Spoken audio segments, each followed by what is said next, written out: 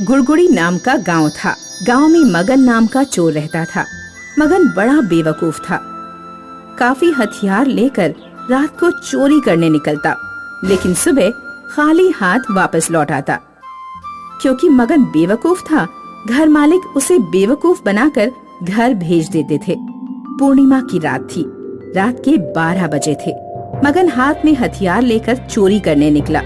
एक बड़े घर के सामने आया और घर के पिछवाड़े आकर पिछली दीवार तोड़ने लगा। आवाज होने की वजह से बेडरूम में सोया सेठ जाग गया और समझ गया कि मगन आया है। लगता है मगन बेवकूफ चोरी करने आया है। इससे पहले कि घर की दीवार तोड़ दे, मुझे उसे रोकना होगा। सेठ घर के पिछवाड़े आया और उसने देखा मगन दीवार तोड़ रहा था। क्या रे मगन, क्या कर रहा है? चोरी करनी है, दीवार तोड़कर घर में घुसना है। अरे बेवकूफ, पूर्णिमा की रात कोई चोरी करने निकलता है क्या? चुप बैठ, मैं थोड़ा अलग टाइप का चोर हूँ। मैं कुछ भी कर सकता हूँ। बाकी चोर डरपोक होते हैं, उनसे मेरी तुलना ना कर। मुझे मेरा काम करने दे। मगन की बात सुनकर सेठ सोचने लगा, चलो अब ये अपने जाल में फंस गया है। आखिरी चाल चलता हूँ और बेडरूम में जाकर सो जाता हूँ। फिर सेठ मगन से बोला, अगर तू कुछ भी कर सकता है और तू बाकी चोरों की तरह नहीं है, तो ये साबित करके दिखा। उसके लिए क्या करना होगा मुझे? बाकी चोर धन दौलत चुराते हैं, तू ना चांद की चोरी करके दिखा। सेठ की बात सुनकर मगन ने चांद की तरफ देखा और फिर सेठ से बोला, ओके, मंजूर है। कल सुबह चांद मेरे हाथ में होगा। ऐसा कहकर मगन वहाँ से निकल गया और सेठ खुश होकर घर में आकर सो गया। मगन चांद की तरफ देखकर सोचता हुआ चल रहा था कि चांद को चुराऊं कैसे। सब मुझे बेवकूफ समझते हैं, पर मैं बेवकूफ हूँ नहीं। चांद चुराकर जब मैं अपनी अकल का सबूत दूंगा, तो सेठ की शक्ल देखने लायक होगी। तभी मगन को पेड़ की डाली पर एक चमगादड़ उल्टा लटका हुआ दिखा। चमगादड़ों के नाखून की पकड़ इतनी मजबूत होती है कि उन्हें ट्रक से खींचा जाए तो भी नहीं छूटती। चांद की चोरी में चमगादड़ भी भागीदार होंगे। मगन ने चमगादड़ को डाली से उतार लिया और अपने थैले में डाल दिया। फिर मगन गांव में आया और रास्ते में खड़े एक ट्रक को चुराकर ट्रक को एक मैदान में लाकर खड़ा कर दिया। फिर उसने थैले से चमगादड़ निकाला और एक लंबी रस्सी भी निकाली। रस्सी का एक सिरा उसने चमगादड़ के गले में अटका दिया और दूसरा सिरा ट्रक के पीछे बांध दिया और चमगादड़ को चांद की तरफ फेंक दिया। देखते देखते चमगादड़ आसमान चीरकर ऊपर उड़ा, तो उसके साथ साथ रस्सी भी उड़ने लगी। चमगादड़ उड़ता रहा और उड़ते उड़ते चांद को जाकर उल्टा लटक गया। फिर क्या था, खुश होकर मगन ट्रक में बैठ गया और ट्रक चलाने लगा। ट्रक की ताकत से रस्सी से बंधे चमगादड़ को खींचने लगा, तो चमगादड़ के साथ साथ चांद भी हिलने लगा और देखते देखते चांद जमीन पर आकर गिर गया। मगन झट से ट्रक से उतरा और उसने चांद उठा लिया। चांद को देखकर मगन काफी खुश था। चांद चोर चमगादड़, बहुत बहुत धन्यवाद। अब आप जा सकते हो। मगन ने चमगादड़ को रस्सी से मुक्त किया और उड़ा दिया। दूसरे दिन हाथ में चांद लेकर मगन सेठ के घर की तरफ निकला। मगन के हाथ में चांद देखकर लोग आश्चर्य जताने लगे।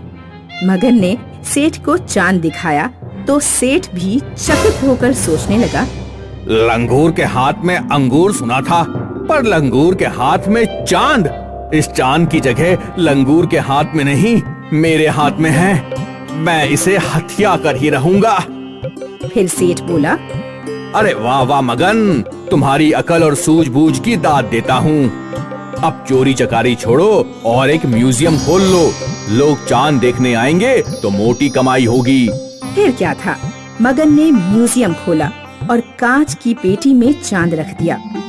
दूर दूर से लोग चांद देखने आने लगे और मगन की तगड़ी कमाई होने लगी। लेकिन ये ज्यादा दिन नहीं चला। चांद दिन प्रतिदिन छोटा होता चला गया और अमावस की रात में चांद गायब हो गया। ये देखकर मगन रोने लगा। हे भगवान, इतनी मेहनत से चांद चुराया, ये चांद तो गायब हो गया, मैं बर्बाद हो गया। मगन जोर जोर से रोने लगा। तभी सेठ वहाँ आए और बोले, बहुत बुरा हुआ मगन, तुम तो बर्बाद हो गए। अब क्या करोगे? आप ही बोलो क्या करूं? ये म्यूजियम मुझे बेच दो। हाँ खरीद लो, चांद चला गया, अब मैं इसका क्या करूंगा? खरीद लो। फिर सेठ ने चंद पैसे देकर म्यूजियम खरीद लिया और मगन चला गया। कुछ दिन बीत गए, अमावस का प्रभाव खत्म हुआ और पूर्णिमा आने लगी। धीरे धीरे चांद बढ़ने लगा और लोग फिर से चांद देखने आने लगे। इस प्रकार सेठ मोटी कमाई करने लगा और बेवकूफ मगन फिर से घरों के पिछवाड़े जाकर दीवार तोड़ने लगा। जयंत सेठ ने अपनी जिंदगी में बहुत सारे पैसे कमाए थे। वो काफी रईस थे। उनकी कई सारी फैक्ट्रीज थीं और बंगले भी। पर अब वो बीमार थे और उन्होंने बिस्तर पकड़ लिया था। जयंत सेठ की देखभाल उनका पुराना नौकर मदन कर रहा था। सेठ जी, जैसा आपने बोला था मैंने वैसा वकील जी को बोल दिया। आप अपनी सारी जायदाद अपने बड़े बेटे अजय के नाम कर रहे हैं। केवल वो जंगल वाली झोपड़ी विजय के नाम होगी। ठीक है।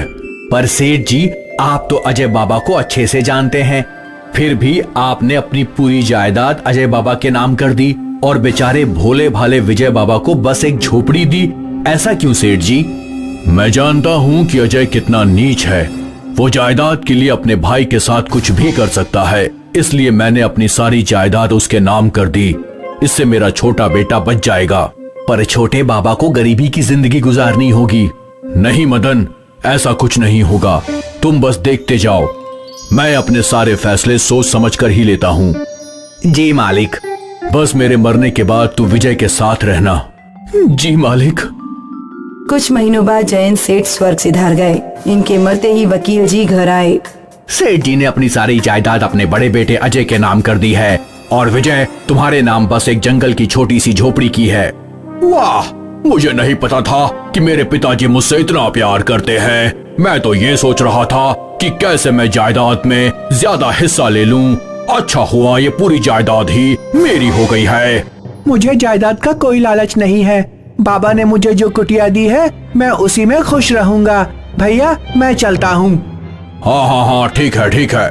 विजय अपने बंगले को छोड़कर निकल नहीं रहा था कि अजय बाबा, मैं भी विजय बाबा के साथ ही जाना चाहता हूँ। तू वहाँ उस झोपड़ी में क्या करेगा? मुझे सेठ जी ने आज्ञा दी थी कि मैं विजय बाबा के साथ ही चला जाऊँ। अच्छा ठीक है, जा जा चला जा। विजय और मदन काका जंगल की ओर चल पड़े। जंगल के बीच उन्हें एक कुटिया दिखी। पता नहीं सेठ जी ने ऐसा क्यों किया। एक बेटे को इतनी सारी जायदाद और दूसरे को बस ये छोटी सी कुटिया। काका आप इतना मत सोचो, बाबा ने ये फैसला भी सोच समझकर ही लिया होगा। देखते हैं बेटा। दोनों उस कुटिया के पास पहुँचे। विजय ने जैसे ही कुटिया के अंदर कदम रखा तो वो चौंक गए। काका काका। जब मदन कुटिया के अंदर आया तो उसकी भी आंखें फटी की फटी रह गईं।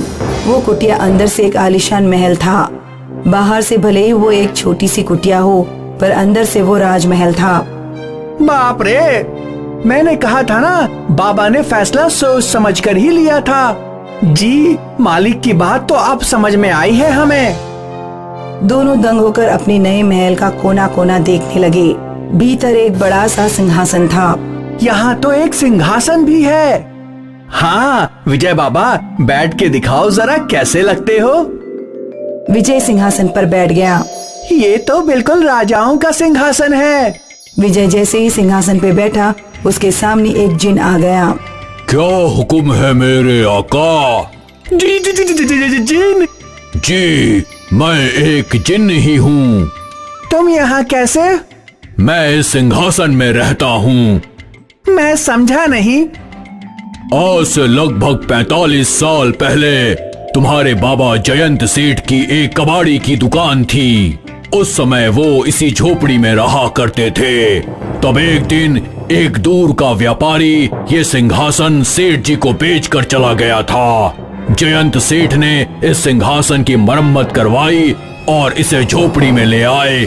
जयंत सेठ जैसे ही इस सिंहासन पर बैठे, मैं उनका गुलाम बन गया और तब से मैं अपने मालिक की हर इच्छा पूरी करता आया हूँ। कुछ महीनों पहले मालिक यहाँ आए थे और उन्होंने अपनी आखिरी इच्छा मांगी। मेरे मरने के बाद मेरा बेटा विजय इस सिंहासन पर बैठेगा। जैसे तुमने जिंदगी भर मेरा साथ दिया, मेरे बेटे का भी जरूर साथ देना, उसे खुश रखना हमेशा। इसलिए अब मैं तुम्हारा गुलाम हूँ। मुझे अपनी इच्छा बताओ मालिक। फिलहाल तो मुझे बहुत भूख लग रही है, कुछ खाने को मिल जाता तो अच्छा होता। जो हुकुम मेरे मालिक। जिन ने विजय के सामने ढेर सारे पकवान हाजिर कर दिए, जो देखकर विजय और मदन दोनों स्तब्ध रह गए। अरे इतने सारे पकवान मैंने जिंदगी में कभी नहीं देखे। मदन और विजय दोनों पकवान खाने लगे। तभी अजय झोपड़ी के अंदर आया। वो झोपड़ी के अंदर का महल देखकर दंग था। तो बाबा ने मेरे साथ धोखा किया, तुझे ये जिन दे दिया जो तेरी हर इच्छा पूरी करेगा, और मुझे बस थोड़ी सी जायदाद दी। मुझे ये जिन चाहिए। तुम हंस क्यों रहे हो? ऐसा नहीं हो सकता। इसलिए क्यों नहीं?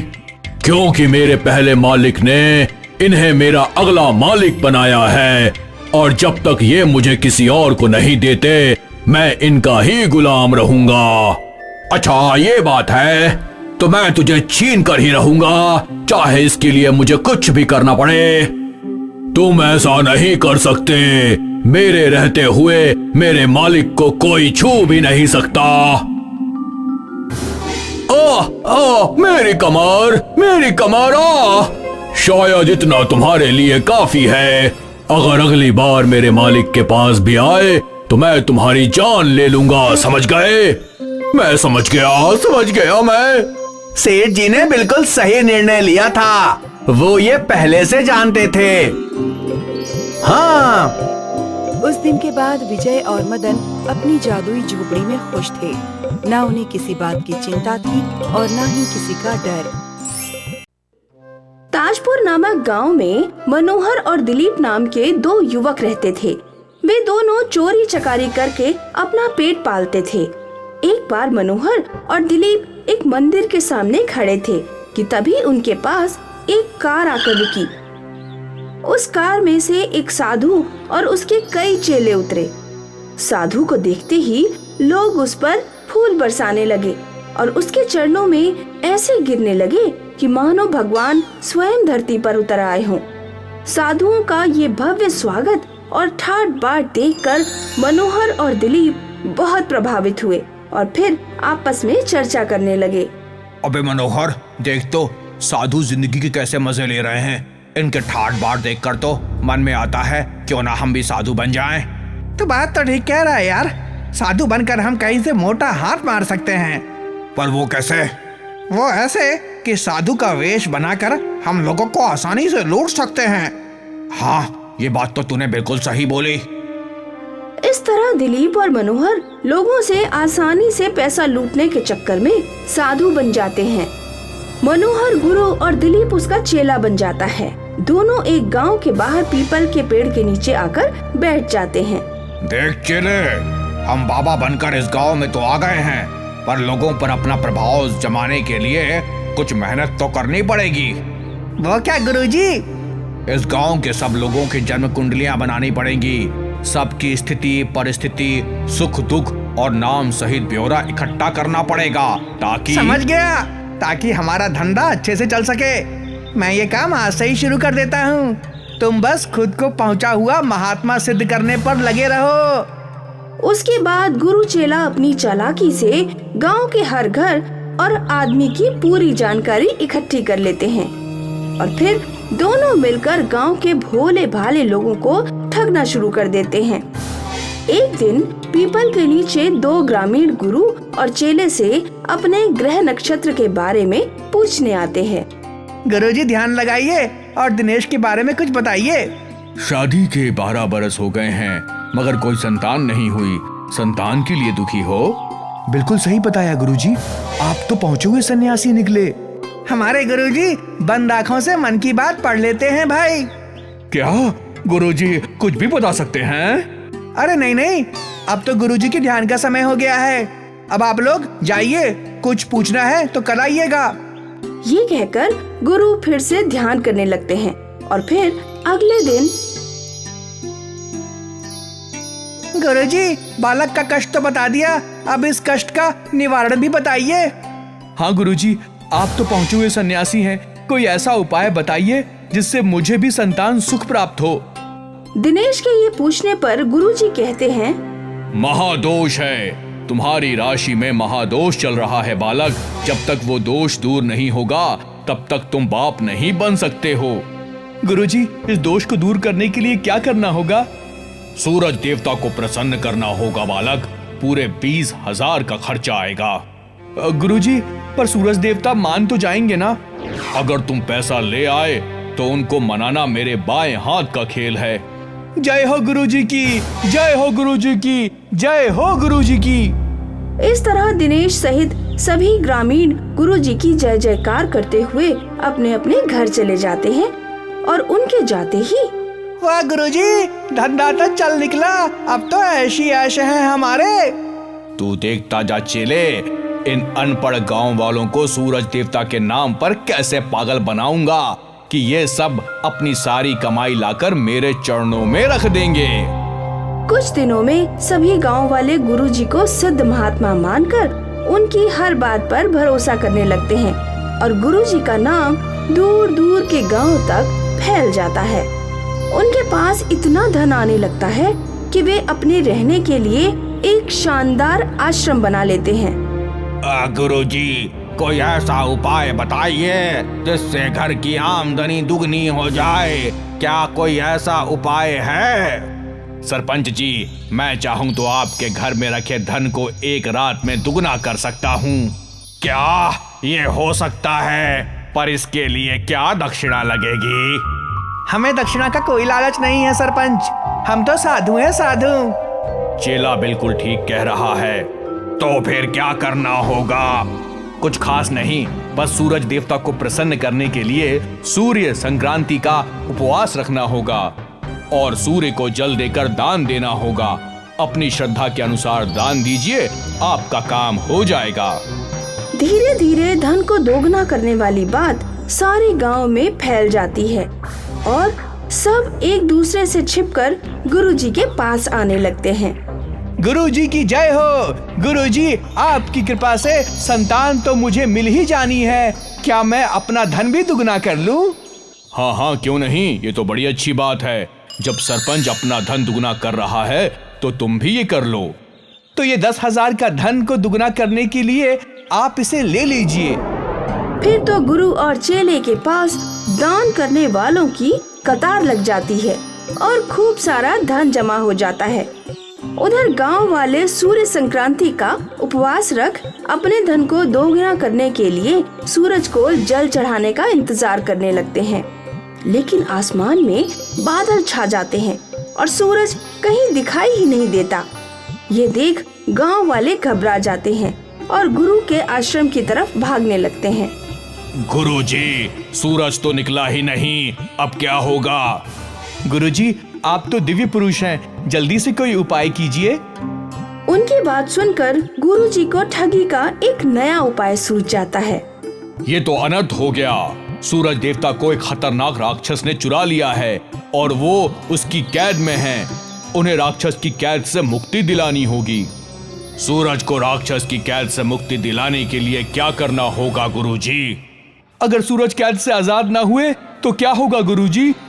आप सब बर्बाद हो जाएंगे। आपके घरों में रखा सारा धन राख हो जाएगा और गांव में हमेशा के लिए अंधेरा छा जाएगा। गुरुजी की ये बात सुनकर गांव वाले हैरानी से एक दूसरे का मुंह ताकने लग जाते हैं और तभी गुरुजी, सबको राक्षस से मुक्त कराने का उपाय तो बताइए। हो सकता है कि ये गांव वाले उस उपाय को करने के लिए तैयार हो जाएं। हाँ हाँ गुरुजी, कुछ भी करना पड़े, हमारे धन को राख होने से तो बचाना ही होगा और साथ ही सूरज को वापस भी लाना ही होगा। सरपंच की बात सुनकर गुरुजी खुश हो जाते हैं और फिर इसका केवल यही उपाय है सरपंच कि आप सब गांव वाले आज रात के लिए अपना सारा सोना चांदी रुपया पैसा मेरे आश्रम में लाकर रख दें। यहाँ रहेगा तो वो राख होने से बच जाएगा। और फिर सूरज का क्या होगा? आज रात मैं आपके धन की रक्षा करूंगा और कल सूरज को राक्षस की कैद से मुक्त कराने के लिए पूजा पाठ करूंगा। इस तरह आपके दोनों काम सिद्ध हो जाएंगे। गांव वालों को गुरुजी में पूरी श्रद्धा थी और वे उन पर पूरा भरोसा करते थे। इसीलिए आंखें बंद करके अपने घरों का सारा सोना चांदी और रुपया पैसा आश्रम में रखकर अपने घर चले जाते हैं। और फिर उनके जाने के बाद गुरुजी, अब तो हम माला माल हो गए हैं, बोलो अब क्या करना है? अबे सबसे पहले तो ये गुरु चेले वाला ढोंग छोड़ और अपनी असलियत पर आ। दिलीप कहीं के, जल्दी आ। ठीक है मनोहर, अब बता क्या करें? करना क्या है, सारा धन बोरों में भर लो और रात के अंधेरे में शहर की तरफ निकल लो। इतना धन है कि जीवन भर खर्च नहीं कर पाएंगे। इस तरह गुरु चेला दोनों अपनी असलियत पर आ जाते हैं और फिर गांव वालों का सारा धन समेटकर शहर की तरफ निकलने की तैयारी करते हैं। मगर दिनेश उनकी ये सारी बातें सुन लेता है और सरपंच को जाकर बता देता है। तो ये गुरु चेला ठग हैं, मनोहर और दिलीप नाम के ठग। वो हम गांव वालों को कंगाल करके भागना चाहते थे। बिल्कुल सही सरपंच जी। तो चलो, इन्हें जेल की हवा खिलाने की बारी आ गई है। ये कहकर सरपंच सहित सभी गांव वाले उन्हें आश्रम से फरार होने से पहले ही काबू में कर लेते हैं और उनकी अच्छे से खबर लेते हैं। वे दोनों अपनी असलियत कबूल लेते हैं और फिर सुबह होते ही और दिनों की तरह सूरज भी बादलों को भेद कर चमकने लगता है। सूरज को देखकर गांव वाले बहुत खुश होते हैं और दिलीप व मनोहर को पुलिस के हवाले कर देते हैं। जग्गा एक नंबर का धूर्त किस्म का आदमी था। अभी अभी वह हेरा फेरी के जुर्म में 2 साल की सजा काट कर आया था। वहीं उसकी दोस्ती नागा से हुई थी। उन दोनों ने जेल में ही प्लान बनाया था कि साधु बनकर भोले लोगों को आसानी से लूटा जा सकता है। नागा जेल से 3 साल बाद छूटकर एक दिन जब गांव पहुंचा तो साधु के भेष में बड़ी हुई दाढ़ी देखकर, अरे नागा, तुम कहाँ चले गए थे और साधु कैसे बन गए? मैं 3 साल उत्तराखंड के पहाड़ों और जंगलों में घूमा। वहीं पर हमें ये बाबा जगन्नाथ उर्फ जग्गा बाबा से मिला। ये दिव्य शक्ति प्राप्त बाबा हैं। भूत, वर्तमान और भविष्य तीनों के ज्ञाता हैं। क्या सचमुच इतने बड़े बाबा हैं? और नहीं तो क्या। प्रणाम बाबा, मेरे भविष्य के बारे में कुछ बताइए। बाबा दिन में सिर्फ एक बार ही बोलते हैं। अगर कुछ जानना है तो कागज की एक पर्ची पर अपना नाम लिख कर दे दो। जग्गा बाबा तुम्हें कल बताएंगे। रात में नागा किशन के बारे में सब कुछ बता देता है। ये भी बताता है कि शादी के 10 साल बाद भी उसका कोई बच्चा नहीं हुआ है। अगले दिन 10-12 लोग नागा के घर जग्गा बाबा से मिलने आते हैं। बोलो जग्गा बाबा की जय। जग्गा बाबा की जय, जग्गा बाबा की जय। किशन, इधर आओ। 12 वर्ष की उम्र में तुम्हारे पिताजी नहीं रहे। 20 वर्ष की उम्र में तुम्हारी शादी बगल के गांव के वैद्य सुशील पंडित की बेटी लक्ष्मी से हुई। 23 वर्ष में तुम्हारी माँ गुजर गई। 27वें वर्ष में तुम्हारे यहाँ भयंकर डाका पड़ा और उसी साल तुम मरते मरते बचे। 2 दिन बाद तुम्हारा 40वां जन्मदिन है। अभी तक कोई बच्चा नहीं हुआ। तुम्हारा और तुम्हारी पत्नी की एक ही इच्छा है कि तुम्हारा अपना बच्चा हो। किशन जग्गा बाबा का पैर पकड़ के बोला, जग्गा बाबा की जय। भीड़ में जय जयकार होने लगी। जग्गा बाबा की जय। बाबा, आप तो सर्व ज्ञाता है, हमारा उद्धार करो बाबा, कोई उपाय बताओ। उठो बच्चा, आसमान में प्रत्येक आदमी के लिए कोई न कोई सितारा है। वही उसका भाग्य तय करता है।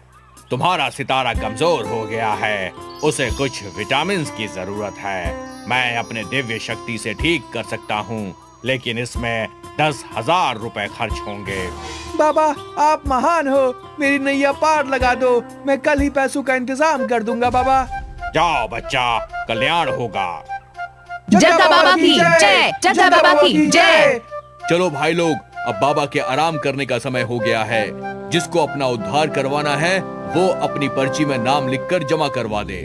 सभी लोग अपनी अपनी पर्ची जमा करवा देते हैं। उधर कल रात ही नागा ने जग्गा को किशन के बारे में सारी जानकारी दे दी थी। उसी कारण सभी के सामने आज जग्गा ने रंग जमाया। पूरे गांव में यह बात जंगल में आग की तरह फैल गई कि जग्गा बाबा के पास दिव्य शक्ति है।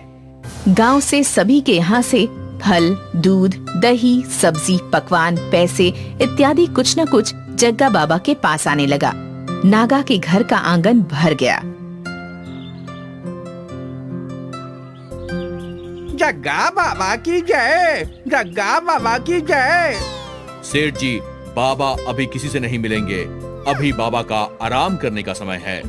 अरे बेटा नागा, तुम तो मेरे बेटे जैसे हो। तुम्हारे पिताजी मेरे यहाँ काम करते थे। एक बार दर्शन करवा दो बाबा के, बस मैं चला जाऊंगा। देखिए सेठ जी, मैं अब बाबा का आदेश पालन करता हूँ। आप एक पर्ची में अपना नाम लिख कर दे दीजिए और आपका नंबर 2 दिन बाद आएगा, तब बाबा से मिल लीजिएगा। अभी 150 आदमी के बाद आपका नंबर आएगा। बाबा के दरबार में ना कोई बड़ा है और ना कोई छोटा है। ठीक है बेटा, मैं 2 दिन के बाद ही बाबा का दर्शन कर लूंगा। ये कुछ सामान लाया था बाबा के लिए, पलंग, गद्दा, सोफा, चादर इत्यादि। इसे कहाँ रखवा दूं? और कुछ सेवा हो तो बताना। ठीक है, वैसे तो बाबा को कुछ चाहिए नहीं, लेकिन अगर आप देना ही चाहते हैं तो नदी किनारे एक बड़ा सा कुटिया बनवा दीजिए, क्योंकि मेरा घर दर्शन के लिए छोटा है। बेटा तुम कहो तो बाबा हमारी हवेली में रह सकते हैं, लेकिन अगर बाबा को एकांत पसंद है तो नदी किनारे आज ही मैं कुटिया बनवा देता हूँ। लेकिन बाबा से कहकर मेरे नाम के जो सितारे हैं आकाश में, उसको एयर स्वस्थ करवा दो बेटा। ठीक है सेठ जी, लेकिन उसे ठीक करने में 20 लाख रुपए लगेंगे, सोच लीजिए। ठीक है बेटा, मैं आज शाम को करोड़ी मल से पैसा भिजवा देता हूँ। देर रात तक नागा के घर लोगों का तांता लगा रहता है। नागा और जग्गा मिलकर 4 बजे सुबह तक पैसे गिनते हैं। पूरे 32 लाख रुपए होते हैं। दोनों एक दिन की कमाई 32 लाख होने पर उछल जाते हैं। इस तरह तो जल्दी हम दुनिया के सबसे अमीर आदमी हो जाएंगे। हाँ भाई, इससे अच्छा और कोई धंधा नहीं है।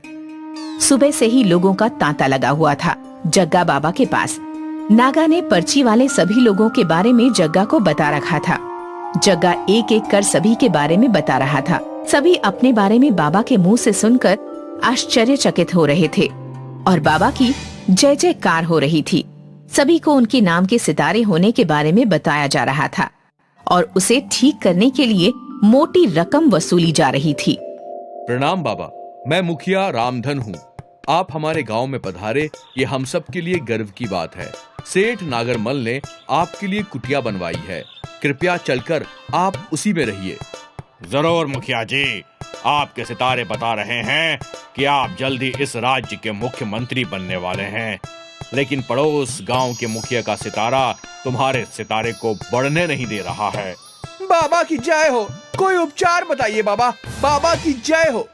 बच्चा, तुम्हारा सर स्त्री कुल का है, उसे सोना, चांदी, हीरे आदि के गहने से बहुत प्यार है। अगर तुम 1 किलो सोना चढ़ा सकते हो तो तुम्हारा सितारा उसके सितारे को पीछे छोड़कर आगे बढ़ जाएगा और तुम मुख्यमंत्री बन जाओगे। नदी किनारे भव्य कुटिया में नागा और जग्गा रहने लगते हैं। रोज सैकड़ों की भीड़ जमा होती है। दान दक्षिणा से कुटिया भी भरने लगती है। तभी मौसम में खराबी आने के कारण 3 दिन से सितारे बादल के कारण दिखाई नहीं देते। लोग घबरा जाते हैं। सभी लोग दौड़े हुए जग्गा बाबा की कुटिया पर पहुंचते हैं। इधर नागा और जग्गा को भी लगता है कि सितारों को ठीक करके लोगों के दुख दूर करने का जो नाटक किया है वो जल्द ही लोगों को पता चल जाएगा, इसलिए कुछ बड़ा हाथ मारकर भागने की फिराक में थे। मौसम ने उनकी सुन ली। गांव वासियों, आपको 3 दिन से सितारे नहीं दिख रहे हैं। हाँ बाबा, हाँ, हमें बचाइए, हमें बचाइए। आप सभी के सितारे चोरी हो गए हैं। एक बहुत बड़ा चोर आप सभी के सितारे चोरी करके ले गया है। मैंने उससे बात की है। उसने कहा कि गांव वाले अगर अपना अपना सितारा चाहते हैं तो उन्हें अपने घर के सारे गहने और जेवरात देने होंगे। अगर ऐसा है तो मैं अभी सारे गहने लाकर आपको देता हूँ। सभी अपने घर के सारे गहने लेकर कुटिया में रख देते हैं। उधर करोड़ीमल का दोस्त शहर से फोन करके बताता है कि मौसम में खराबी के कारण बादल छाए हुए हैं और कल से मौसम ठीक हो जाएगा। ये बात करोड़ीमल अपने पिताजी को बताता है। नागरमल मुखिया को ये बात बताता है। सभी लोग कुटिया पर पहुंचते हैं।